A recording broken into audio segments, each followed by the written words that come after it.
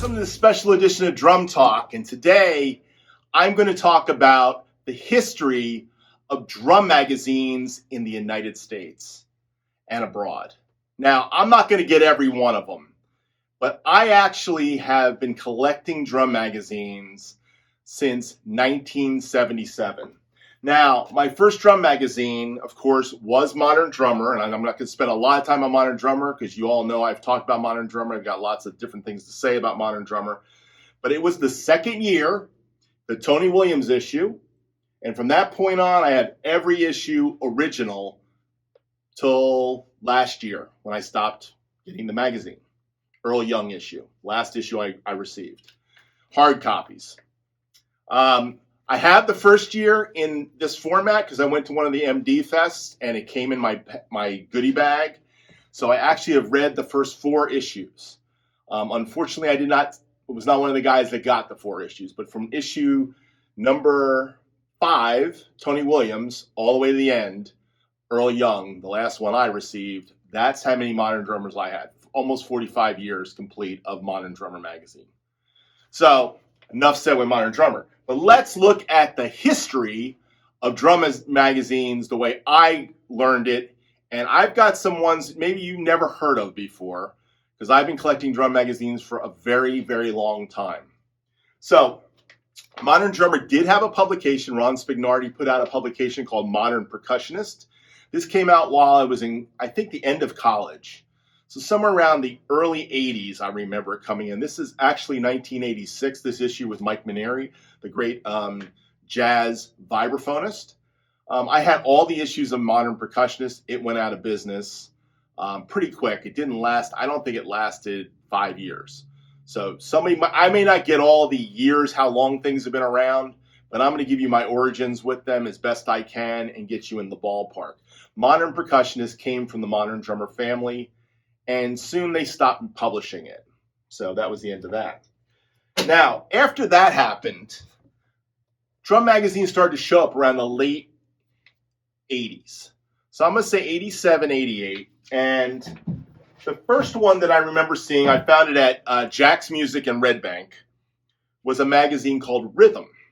Now, this is Music Makers Publications, not the Rhythm magazine of the UK today, which I think is published by Music Radar. I kind of looked at some of these things.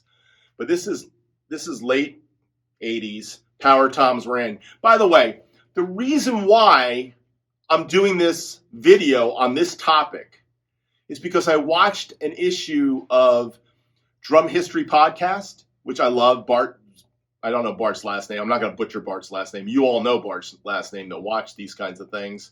He did a thing on Power Toms. And one of the things that was said in the Power Tom podcast was about the sizes of drums. And the sizes of drums being diameter to head diameter to shell. So now you hear things like 12 by 8. But my whole sizing came from the Modern Drummer concept of sizing a drum, which was 8 by 12. An 8-inch width by a 12-inch head. That's an 8 by 12, a 9 by 13. That's the way Modern Drummer listed it. Now, I'm going to get into this, where the sizing thing started to change during this particular discussion of drum magazines. Because it was drum magazines, I believe, that had more of an effect on the sizing controversy we now live in. Is it the head size and the shell width, or is it the shell width and the head size? So that's it. Now, I want to say one other caveat back before Modern Drummer. There were things that were before Modern Drummer that were not drum magazines. Modern Drummer, and I don't want to give too much time to Modern Drummer, came out of the fact that we had a Guitar Player magazine. Prior to Guitar Player magazine, I don't think there was any other specific instrument magazine. So it was Guitar Player, then I believe Modern Drummer was next. Then you started to see the bass and the keyboards, and everything showed up in the 80s. Prior to that, you had Downbeat magazine, which I had as a kid. My grandmother gave me a subscription to Downbeat magazine when I was in my high school years. And I remember reading Downbeat magazine. I loved the magazine. It was great. And that's where I was starting to learn about jazz. And that's what kind of prepared me for college. So it was Downbeat magazine first. Eventually, I got my hands on Modern Drummer my senior year of high school. Now, before Modern Drummer, though, Ludwig had something called the Ludwig Drummer, and it was like a little teaching magazine that they would put out for their clinicians and stuff. And I had one or two issues of that besides catalogs. So we can, when you look at why I got into drum magazines at all, has to do with catalogs. The Ludwig Drummer, Downbeat magazine, all precluded Modern Drummer. Modern Drummer was the first official drum magazine that I ever had. Now, I don't know if there was something going on in Europe at the same time with drum magazines, because there are European drum magazines that did come on the scene. And I have a couple of the UK magazines that you'll see in this thing. Now, Rhythm is now a UK magazine, by the way, but this was not where it started. This started in the United States. And this is one of the early issues of Rhythm. It's not the earliest. I couldn't find the first issue. I didn't go that deep. But this was one of them. This is the logo on the side. I remember this. I had an issue with Danny Seraphin playing Rhythm magazine. My good friend Rich Sullivan took that to his death. He copped it from me, and I never got it back, unfortunately. So I don't have the Danny Seraphin issue. This was Rhythm magazine, one of the logo transitions, probably closer to 1990, 89, 90. This is March of 89.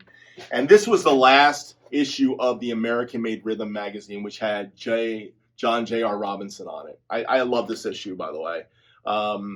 He's playing the big Power Tom Yamaha kit, and he's got his, bunch of Black Beauties and all these vintage drums that he was collecting at the time. So this is JR's the last issue of Rhythm magazine in the United States with JR on the cover. Now, I remember that was being the last because I was looking for the next one and it never came. So Rhythm magazine, they had some really cool things. Like they had Alex Acuna and Luis Conte, Efren Toro. They were on here. They did all kinds of cool stuff. It was a good magazine. It was a good read magazine. I enjoyed reading the magazine. They were all in the Modern Drummer style of magazine writing at that time. Long-form journalism, 1,500 to 3,000 words in an article, as opposed to the new way we would go. And I will explain when that started and where that started. There is a definitive point when that began. Now, to stay in the rhythm mindset, I just want you to see that I was also somebody that had some of the UK issues. This is 2008, Dave Grohl. This is from the UK. This is another one. This is about John Bonham. I guess this is December 2003. Now, I didn't buy every issue of these, but I would pick them up in Barnes & Nobles or Borders Books. Another one with Keith Carlock on it, early Keith Carlock, 2001. So I was a huge collector of drum magazines. By the way, I actually went into the digital format era of Rhythm, and I did have a digital subscription for a while. With my early iPad in the 2012, 13, 14, 15 era. And then I think they went under at some point in there. So Rhythm magazine, the name Rhythm, went to the UK, but it started in the United States in the 80s. So that's the Rhythm magazine. So let's look at another one from that era. This is an interesting one because this one will eventually have some ties to one of the more popular drum magazines of the 90s and 2000s. I believe with the writers in it. Not so much the publisher, but I think the writers. This magazine is called Drums and Drumming Magazine. And Drums and Drumming, this, I don't even have the cover to this. This is my first edition of it, 1988. It came out right around the time of Rhythm. Their logo would eventually look like this. So the early logo had a kind of a strange highlighted drum and then drumming under the line. Then it became drums and drumming small again underneath. This is the Mick Fleetwood issue. I read this one a lot. I remember Mick Fleetwood playing, I think this is when he began to start playing DW drums, by the way. But I stayed with this magazine as long as it was around, and I don't think it made it to 92 or 3. I think it kind of ended somewhere in there. This is the buying guide here of 91. See the logo, and then the next logo change happened. This is the end of 91. And I think this might be the last issue of it. This is the one with Steve Gadd in it. And Steve Gadd was playing with Paul Simon on tour with the Five Percussionists. Great article on Steve Gadd. And this was May of 91. So I think this was a very short-lived magazine, Drums and Drumming. And I think this might have been the last issue with Steve Gadd on it. I have the last issue. I read this as long as I could find them. And then one day they were gone and they went away. Now, a magazine that came in between the next really significant magazine for the drumming world, and it almost is a comma, parentheses. I don't know if anybody saw it. It might have only been a regional magazine. I believe these guys were published out of Baltimore, Maryland area, from what I remember. And let me say something about the drums and drumming publishers. I think it's important to talk about this because I believe these guys end up being part of the next big drumming magazine. Andy, I don't want to butcher Andy's name. I think he ended up at Drum. Andy Doerschuk. It's written in script, so it makes it even harder for me to read his name. So sorry, Andy, because you may watch this one day. I don't know if this will end up being something that somebody sees and Googling by some crazy name, but Andy Doerschuk, and I'm sure there's a proper way to say his name. I hate butchering names, and I'm terrible at it. But Andy, I think, ends up at that next magazine at some point. I think a lot of the writers of this particular magazine end up at that next magazine I'm talking about. But in between there was a magazine called Talking Drums. This was the first issue because look at the logo. It's so lame. It was a cool magazine. I will tell you, the coolest thing about this magazine was the amount of pictures in it. There were pictures all over the place. The guy loved taking photos. So he would take photos of everybody and anybody. I didn't mean to put that guy in my thing, but it ended up there. The first issue being Carmen at Peace. Not Appice, Peace. It's Vinny Appice, Carmen at Peace. He eventually did one on Tony Williams. I guess he saw Tony Williams because there's Tony Williams pictures in this from what I remember. He took original pictures. Will Kennedy was in this issue. Here's some Tony photos. I mean, I love them. They're all black and white because he probably couldn't afford going color. It was expensive to go color. He eventually does go color, I believe, at some point, and that probably puts him out of business. I'm going to date this magazine in the mid-90s. Let's see what this one says. This is 1997, so it was going into the mid-90s. This is the first issue I remember. What was the year of that? 1993. So this probably had a 5-year run total. I think I have almost all of them. I just picked a couple select ones. This is Dave Weckl. No, they're still going black and white here. But it was long-form journalism. I love long-form journalism, meaning the articles are written with long-form, not writing to choppy, small, short little bits of information. The way that MTV would start training our brains to look at music videos, and now we are just so inundated by Instagram and TikTok that we live in way smaller amounts of text that we can consume. We can't consume books unless we're book readers. So long-form journalism is going away, it seems like. My wife, by the way, was a journalist during this time. This is why I understand the term long-form journalism. She loved magazines like Vanity Fair, and she loved writing for magazines back in the day, like Modern Drummer, when it was long-form journalism, the long articles.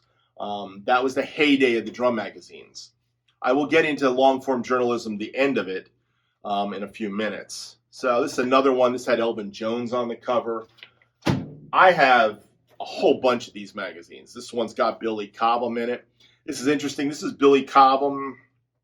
Oh, he was playing Sabian at the time. I thought he was playing Meinl the first time I saw him in here. He's playing Mapex drums in this one. He was playing Mapex drums. I think he had some Meinl cymbals on this kit. Very interesting stuff, though. You know, very, very interesting. Billy Cobham. Anyhow, Talking Drums did not last very long.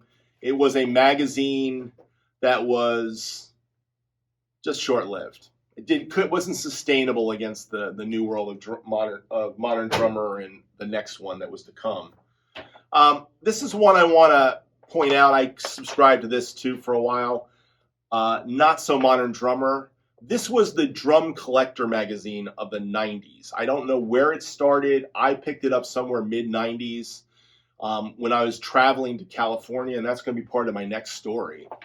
But this was really a magazine. This is a 2007 issue.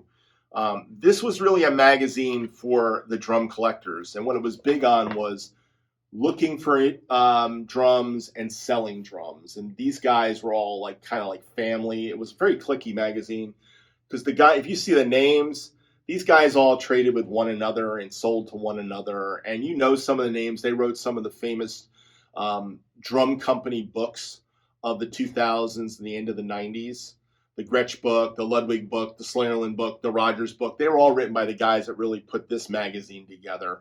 A guy named John Aldridge was kind of I think, heading it up at one point, and then it changed hands at some point. You notice I'm not trying to take you anywhere other than to tell you there's a lot of drum magazines out there other than the one that everybody knows. Anyhow, Not So Modern Drummer. Fun magazine to read and get some perspective of vintage drums. All right, now that brings me to the mid-90s. And here's where my connection to this drum magazine came in. The next one was a very significant drum magazine in the history of U.S. drum magazines. It's a magazine called Drum. Drum with an exclamation point. Now, that's not one of the first ones, but I do want to bring this up. I have some of the very first issues of Drum magazine that I got in music stores and drum shops in Southern California, and actually it was Northern California. It was San Jose. I guess I was in San Jose for a week, 2 weeks period of time doing some business out there, and I had nothing to do but to go to like Lemon Percussion, and there was a couple great drum shops at the time I went to. Back in the late 90s. And I also went to Guitar Center when Guitar Center was a good store to go to, by the way. I can't even remember all the names of the shops I went to, but I found these newspaper style magazines, which were Drum magazine, Drum with an exclamation point. Now I couldn't find them they're in my pile of mess over there, but this is one of the early issues. I think this is somewhere around 1997. Now, it was fast-paced. Drum magazine with the exclamation point really brought us the California scene, really brought us punk. I mean, if you want to look at punk drummers, all the punk drummers showed up here first, way before Modern Drummer. I'm talking about the Travis Barkers. I'm talking about the Green Day drummer, what's his name? Trey Cool. He was in the earliest issues of this stuff. Okay, the California drummers all loved Drum magazine. Now, what Drum magazine did bring to the drum magazine world was short form journalism. Their articles were probably somewhere around 500 to 1,000 words, no more. That's pretty much what their style was. They loved short little snippets and short little reviews. And they started to change the editorial style of Modern Drummer. Eventually, Modern Drummer would go there. So Drum magazine, with exclamation point, had a lot to do with where Modern Drummer goes to in the end. Less long-form journalism, more of the short journalism, choppy little things, snippets that go with the MTV generation. Basically, the kids that grew up on MTV, the ones who were 10, 11, 12 during MTV, started getting that very short mind span of what they could watch and understand and listen to and read. So I guess it's the Generation Xers. Plus, it had that California vibe to it. It really had a California thing. This was one of them, Mickey Hart's little group here. Soundgarden. This is Vinnie Paul, Chad Smith, Ed Mann. These are all mostly California drummers, Drum magazine. I guess this one was somewhere around. They weren't even very good at putting the year on the front cover. That's how bad it was. This dates it to the 97. This ad right here for Sabian does to me. I want to say one other thing about Drum magazine. Drum Magazine, and I don't know if that was true of Drums and Drumming Magazine. I don't think it was. But Drum Magazine, I'm going to credit to, and it could go back to Andy Doerschuk's Drums and Drumming Magazine. But I believe Drum Magazine was the one that kind of messed with the drum sizes in a new way. Because when they started talking about drum kits, and that was always something that they did in these magazines, they would actually do a picture of the drum kit, and then they would do the sizes of the drum kit. This is where the sizes changed. For this guy's kit, it was a 24 by 16 bass drum, a 14 by 6 snare drum, a 12 by 8 tom. This was Drum Magazine's contribution to messing up the sizes of drums. All the American drum manufacturers and the Japanese drum manufacturers all followed the standard of width of the shell, diameter of the head. Drum Magazine changed it. They said, no, it's not going to be that way anymore. We're going to turn it around. We make it sideways. And they did, and they redefined it. And it might have started in Drums and Drumming, but I don't remember it being there. I remember it distinctly being in a Drum Magazine thing. So I got to give that little bit of information about the size discrepancy goes right to Drum Magazine. And they started about 1993, 94. And I think it was at the end of Drums and Drumming Magazine's demise, Andy and his crew started working on this. And let me see if I'm right about this, about who the publisher is at this point in time. By the way, I didn't do a lot of that pre-stuff that you're supposed to do, that research and having like a list. Yep, Andy's name's at the top. So Drums and Drumming turns into Drum Magazine with an exclamation point. It doesn't start publishing magazines like this till probably 96, 97, where they look like magazines. Early on, it's just a newspaper that they put in music stores to give away and get the excitement up. I happened to walk into a music store, found a pile of these, and took them home with me. Was really excited to find another drum magazine when I was out in California.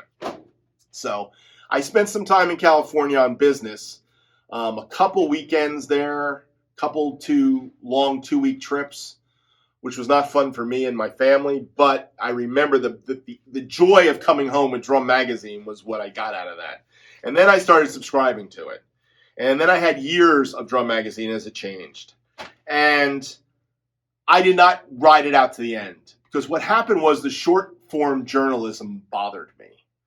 And I didn't enjoy it. Plus, they had a tendency to go with drummers that were not the top-name drummers. So to alleviate that problem of not going with the guys that the boomers liked, that's really what you're seeing here in Drum Magazine with an exclamation point. What you're seeing here is Xers getting their drummers, so to speak. California Xers saying, you know what?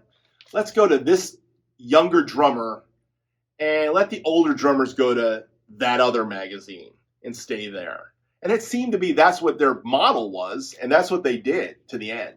Now, they had Steve Jordans, don't get me wrong. They had Steve Gadds on their covers too, but they had more of guys like Andrew Hurley. Is he still a drummer out there anymore? He might be. He might be a very famous studio drummer for all the heck I know. But they also had the Carter Beauforts before Carter was huge. But this was 2001. I guess he was huge in 2001. They had Matt Cameron. Matt Cameron was already on MD, but these were the heroes of Drum Magazine. Okay. Now, what Drum Magazine did next was they said, you know what? We're not getting the boomers to read the magazine. So you know what we're going to do? We're going to start another drum magazine. And they did. And they called it Traps. And Traps was from Drum. They came out quarterly. They were long-form journalism. This was about the mid-2000s. They had transcriptions in them. They had vintage drums in them. I mean, this was a breakdown of Tony Williams, the great Tony Williams. I loved it. I immediately bought these. So Traps was one of those things I bought. Lenny White, this is one of the early ones. Lenny White, really, really good stuff in here. Brian Blade, really going at the jazzers, going at the boomers. They still had some short form journalism in it, but they went a little more long form by the end. Their articles went a little more, not completely long form, 3,000 words, but This one was really more like a drum magazine, and then they realized it wasn't getting the traction. So then they ended up going to something like this. Now, this is the last one I received, by the way. It seems like Steve Gadd's face on a magazine becomes the death of a magazine, because that's what happens to one of the other big ones I loved. It was the last issue I had, too, of that. But it's crazy. But yeah, this was some good stuff. This was a good magazine. I really enjoyed this. I mean, L.A. session drummers, Russ Kunkel, John Gurin, John Gurin, Jim Gordon. I mean, they really went into it. They had some Earl Palmer, Hal Blaine. Definitely some cool issues. Unfortunately, didn't have traction, didn't take off, and it was short-lived. I think I had every one of these traps that was out, so I got a whole pile of these too. All right. So, Drum Magazine competes with Modern Drummer. Eventually, Drum Magazine goes off the deep end and is no longer here either. I don't even know where it left, to be honest. I know it left before my other favorite drum magazine, which I'm going to get into in a second. There was a couple other magazines that showed up in the 2000s that I got to talk about. One of them being Vintage Drummer. Vintage Drummer seemed to be totally written to boomers, by the way. And I'm sorry I'm delineating by years, but you don't put Harold Jones on the cover unless you're a boomer, by the way. Boomer or the Great Generation people, all right? One of the great jazz drummers, played with Count Basie. Oh my gosh, he deserved to be a modern drummer. He never got there, or maybe he did, but I don't remember what issue it was in. They really focused on the drums. They really focused on drums and vintage drums. So they were kind of like, this was kind of like a mix of Not So Modern Drummer and the other modern drummer. Trying to get to the older generation mostly, the collectors. By the way, this morphed. It went from this to what would become Classic Drummer. Vintage Drummer didn't last very long. Eventually it became Classic Drummer. This is Carmen Appice on the cover again. This is August 2005. So this one must have been 2004. Yeah, this was 2004, and by 2005 they changed their name to Classic Drummer. And eventually Classic Drummer, this is 2005. This has got Chad Cromwell, Neil Young, Amy Grant, Vince Gill. Eventually they became this Classic Drummer with Todd Schuckerman on the cover, and then this Classic Drummer with Denny Sewell on the cover. And eventually Classic Drummer would go completely digital in the 2010s. And I had it digitally coming to my iPad as long as it's been around. I think it even shows up once in a while. But again, they were smart enough to switch their model to digital to stay alive, because truthfully, it's hard to stay alive. And by the mid-2000 teens, drum magazines were starting to feel the pressure that all publications started to feel, that everything was going online, which is the reason for the current model of the king of all drum magazines that shall go nameless today. Anyhow, Classic Drummer, I never thought the writing was that good. That was my problem with Classic Drummer, but they did bring in some great guys. There was one with Danny Seraphim was in it. I remember that issue when he came back in 2006. So for that, I used to subscribe to the magazine. I used to get it. All right. Then came the magazine that really, I think, gave the magazine that shall go nameless a run for its money to the end, but it died at the end too. It died the same time for me. Unfortunately, it went out of business. I thought I was going to have this magazine this year. It's a magazine called Drumhead. Now, its origin date is somewhere in the 2000s. The publisher of the magazine is a drummer named Jonathan Mover. And Jonathan Mover does get confused with Jonathan Moffett. Matter of fact, I saw Jonathan Mover in a drum clinic in New Jersey. So it was in the 90s, late 90s, at a Guitar Center, believe it or not. And he talked about a story about how he got called to do an Aretha Franklin gig. And he thought, you've got the wrong drummer. Why are you calling me up? I'm not Jonathan Moffett. I'm Jonathan Mover. But which is kind of funny. So he did the Aretha gig, but he also played with Joe Satriani. Oh my gosh, Jonathan Mover has been a ghost drummer on some of the greatest albums in the '90s and the 2000s. Besides the stuff he's done, with Joe Satriani and Aretha Franklin and others. He started this magazine because he saw modern drummers, long-form journalism going down the toilet. Didn't really appreciate drums thing. He's even said that at times. I love this magazine. As soon as I found it, and I think I got close to issue number 1, I just loved it. It didn't matter who was on the cover, be it Kenny Aronoff or Steve Gadd, JR. They had all my favorites. Andy Newmark. I mean, these are the guys I loved. He had them on their covers. So Drumhead magazine was one I read right to the end. And the last issue, by the way, just to kind of put the period on the Steve Gadd comment I made a little while ago, the last issue was Steve Gadd talking about Gaddaments. And that's the last issue of Drumhead I ever received. And I don't know if they ever published another one after that. And I believe that was the last issue. It was last year. And it was the same time that the magazine that shall go nameless from this point forward died for me. So Drumhead died the same day MD died. Anyhow, Drumhead was a magazine I learned a lot from. They had all the great drummers, long-form journalism, got detailed into setups, detailed into album cuts, detailed into everything. If you wanted to know where I've learned a lot about the drummers I love, it's been in this magazine. A lot of it was in this magazine. All right, couple more magazines to kind of tie this all together. Now, some of these are UK magazines, so I want to bring some European magazines in. This one is called Drummer. I read this. This was the period of the influx of the final magazines. Drummer magazine, Drumming Matters. This was short-lived UK magazine. I don't believe it's around anymore. This one's 1997, a magazine called The Drumming Scene. I don't know who published this magazine. I don't think it got very much traction at all. I got one issue of it that I could find. I found it in 1997. They had Eric Singer in it. I don't even know who published it. It's a very interesting magazine to look at, some of it, you know what I mean? But it just didn't take traction, didn't take off. They did promise a next issue. I never saw it. It was supposed to be Vinny in it. 1997. The next issue was going to have Vinny Colaiuta. I never saw that issue. So The Drumming Scene, Volume 3, Issue 1. So it was 3 years, one issue. I don't know if they were quarterly, what they were. I don't know if they ever came out. Here's another one, Stick It. Stick It.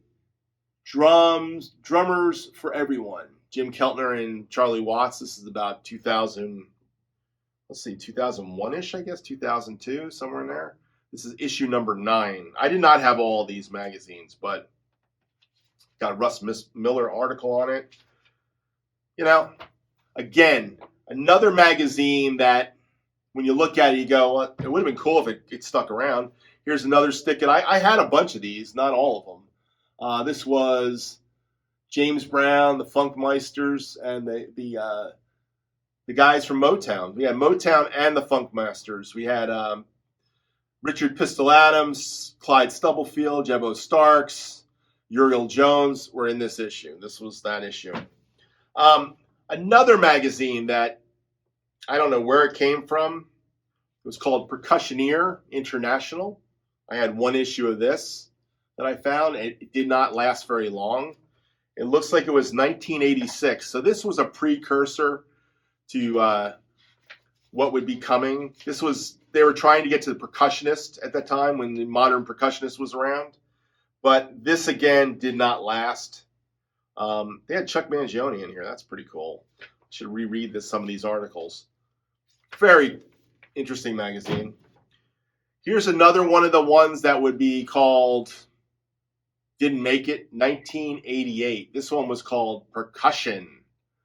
And it had David Garibaldi, Lee Ritenour, George Marsh, Ritenour with Colaiuta on drums. And there was a cassette that went. One of the interesting things about Drumhead that I have to say is Drumhead early on came with CDs in it. So I'm going to go back to Drumhead for a second because I think one of these has the CD in it.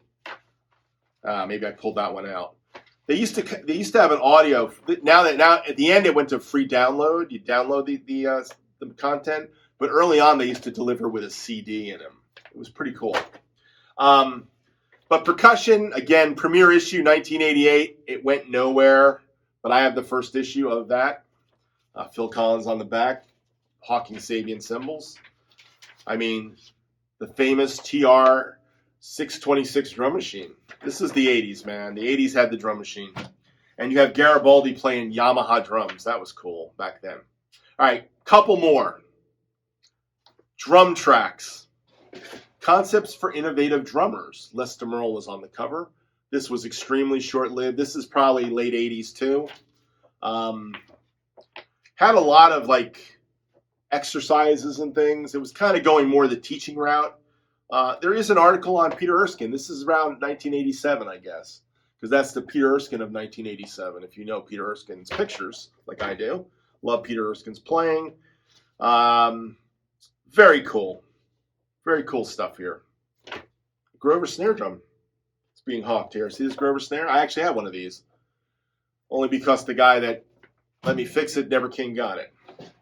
And the last one I want to say is a magazine called Hitman. This got published, I don't know, quarterly for a while. It had studio drummers. I know there's one with a Jeff in there, but this again is the 80s, Dynacord electronic drums.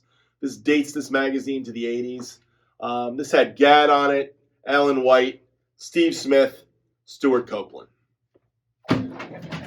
So, all that to say is, there's a lot more drum magazines than Modern Drummer magazine. And I have most of the ones from most of these companies because I was a big drum magazine collector. So I have a collection of these. This is just a part of my collection. I've got magazines all in the walls. They make up the sound of my studio. The number of magazines I have that are drum-related and recording-related magazines are 40, 20 years, 25 years worth of magazines from the same companies. If I was to go in the recording magazines, I've got Tape Op, and I've got Sound on Sound, and Mix, and EQ. I mean, I subscribe to them to learn how to be a recording engineer. So I did a lot of learning. I'm a good boomer. I did a lot of learning through magazines. I love drum magazines. Seeing the death of my favorite drum magazine last year was tough. But I hope that this little discussion about drum magazines piques your interest. You might want to have some questions about it. Thank you for watching. I hope it's not too long. I tried to be very, very, very inclusive of a history here. And to really give, this is my opportunity to talk about something that I've read a lot of magazines. I'm sure some of you have. Leave comments. Please like and subscribe, like I always say. Thank you all for watching. Bye.